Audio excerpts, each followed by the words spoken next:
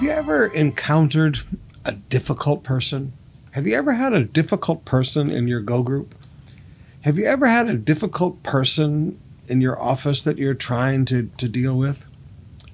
Well, Paul teaches young Timothy that in church there are difficult people. And remember, Paul is writing to Timothy, the pastor of the church of Ephesus. And he writes to him in chapter 2, beginning with verse 23. Again, I say, don't get involved in foolish, ignorant arguments that only start fights. A servant of the Lord must not quarrel, but must be kind to everyone. Be able to teach. Be patient with difficult people. Gently instruct those who oppose the truth. Perhaps God will change these people's hearts, and they will learn the truth. Then they will come to their senses and escape the devil's trap, for they have been held captive by him, by Satan, to do his will. Now, Paul just gave Timothy maybe some of the greatest counsel an older pastor could give a young pastor. And the guidance is very simple. Don't get involved in foolish arguments. Don't get involved with everybody who wants to have a big fuss. There are people that want to fight about tithing. Don't get involved in their fusses. I mean, you teach them the truth, and if they want to reject it, that's up to them. Don't get in a fight with people about the Trinity. Don't get in a fight with people about the rapture. At some point, you have to realize these are foolish and ignorant arguments. Now, notice that term, ignorant arguments. Arguments that are not based on knowledge. Arguments that are based in ignorance. Paul said, Timothy, don't get involved in the middle of these things. Secondly, he said, be patient with difficult people. Now, look at that.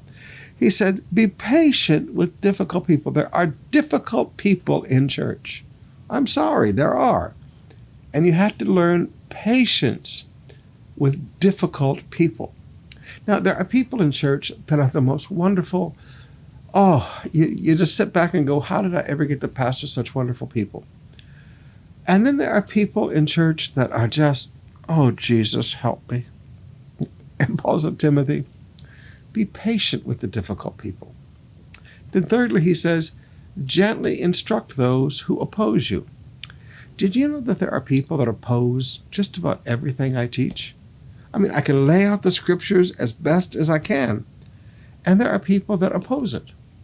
They don't like it when you teach that there's only two sexes. They don't like it that you teach tithing. They don't like, there's things they don't want to believe because they have their own personal opinions.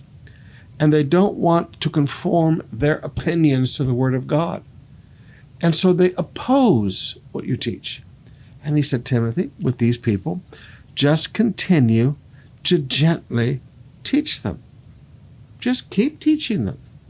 Just keep gently instructing them.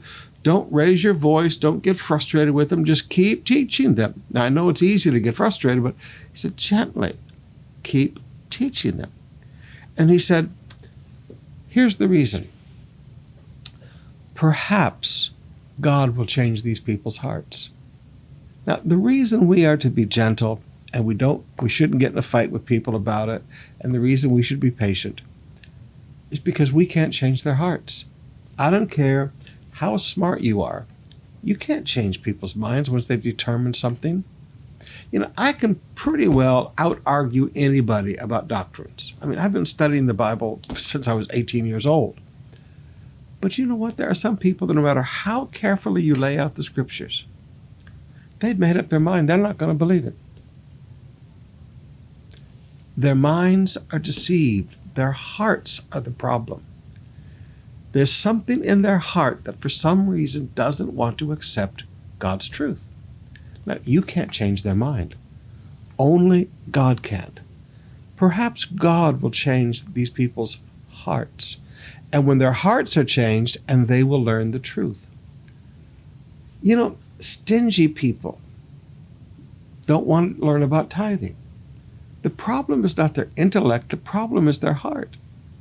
Because they're stingy, because they're corrupt, because they love money, they don't believe in tithing. Well, you know what? You're not going to be able to teach them truth until their heart is changed.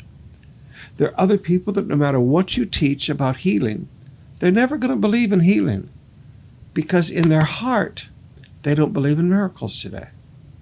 The problem is not their heads, the problem is the heart. And beloved, only God can change the hearts. And when God changes the heart, then it says, and they will learn the truth.